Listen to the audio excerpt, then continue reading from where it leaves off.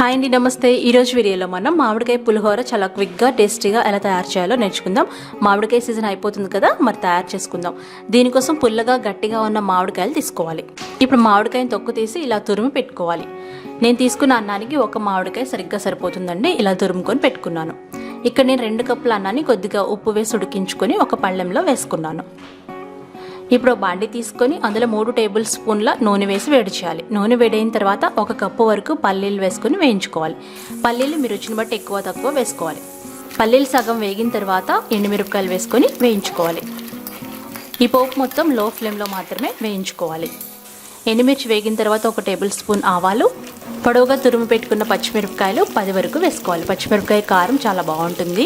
ఆ తర్వాత 2 టేబుల్ స్పూన్ల మినపప్పు వేసుకోవాలి. ఇక్కడ నేను పొట్టు మినపప్పు వేసాను. అలాగే 4 టేబుల్ స్పూన్ల పచ్చిశనగపప్పు వేయాలి. వీటన్నిటిని 5-6 నిమిషాలు లో ఫ్లేమ్లో బాగా వేయించాలి. ఈ పోపు లో ఫ్లేమ్లో మాత్రమే వేపాలి. ఇలా వేయించేటప్పుడే 2-3 రెబ్బల కరివేపాకు వేసుకొని కరివేపాకు క్రిస్పీగా అయ్యేంత వరకు ఇలా కలుపుకుంటూ వేయించుకోవాలి. 1/2 టీ స్పూన్ పసుపు వేసి స్టవ్ ఆఫ్ చేసేసి ఈ పోపుని కాస్త చల్లారబెట్టుకోవాలి. మీకు కొంచెం కలర్ ఎక్కువ కావాలనుకుంటే ఈ పోపులోనే కొద్దిగా పసుపు వేసుకోవచ్చు. ఈ మామిడికాయ పులిహోరకి ఎక్కువ పసుపు వేయకుండా ఉంటే బాగుంటుంది.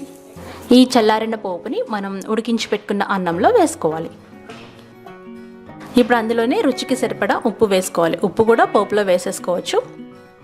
ఇప్పుడు అదే బాండి పొయ్యి మీద పెట్టి 1 టేబుల్ స్పూన్ల నూనె వేడి చేసి అందులో తురిమి పెట్టుకున్న మామిడికాయ వేసి అందులో 1/2 టీ స్పూన్ పసుపు వేసి చక్కగా లో ఫ్లేమ్లో ఒక 2 నిమిషాలు వేయించుకోవాలి.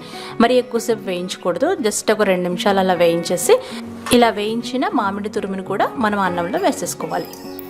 అంతే. ఈ పోపు మొత్తాన్ని బాగా కలుపుకోవాలి. ఇలా కలుపుకునేటప్పుడు మరీ ప్రెస్ చేయకుండా పైన కలుపుకోవాలి. అప్పుడే మనకి అన్నం పొడి పొడిగా ఉంటుంది. అన్నం ఉడికించుకునేటప్పుడు కూడా పొడి పొడిగా ఉడికించుకోవాలి. అలాగే కొద్దిగా ఉప్పు వేసి ఉడికించుకుంటే చాలా టేస్టీగా ఉంటుంది. అంతేనండి. ఈ మామిడికాయ పులిహోర మరీ ఓవర్ కలర్ ఉండకూడదు అనమాట. కొంచెం తక్కువ ఎల్లో కలర్ ఉంటేనే బాగుంటుంది. సో మామిడికాయల సీజన్ అయిపోతుంది కదా, మరి ఈ పులిహోరని మీరు తప్పకుండా ట్రై చేసి నాకు ఫీడ్బ్యాక్ పంపించండి. ఈ వీడియో మీకు నచ్చితే లైక్ చేయండి, షేర్ చేయండి, కామెంట్ చేయండి.